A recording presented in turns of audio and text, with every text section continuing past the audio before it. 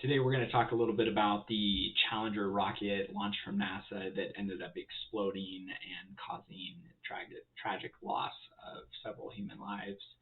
And to go ahead and address some of the questions without getting too much into the background story, we'll just assume that that's already known.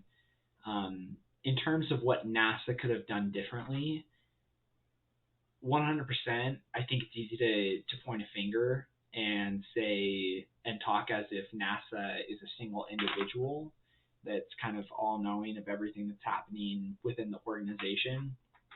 But I think it's safe to say that there was probably a lot of breakdown in communication, and the people who I'm sure would have addressed this just never got roped in or weren't interested in learning more or watching this a little bit more closely. And so I think that there's definitely 100% room for improvement in terms of regular communication, and also just ensuring that the individuals who are determining if a project moves forward or if it doesn't aren't the same people who are determining if a project is safe enough to move forward.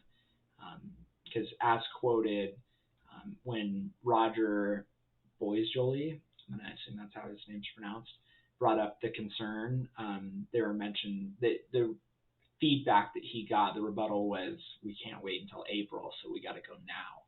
And there's definitely a conflict of interest there.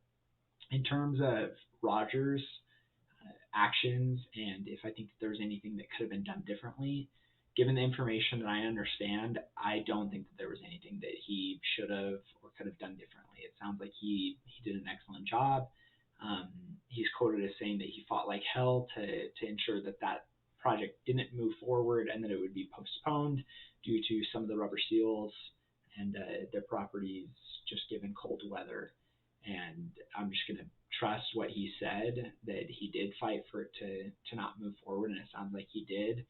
And I think he did what he could, and ultimately ended up going public about that anonymously. And I think he made the right decision.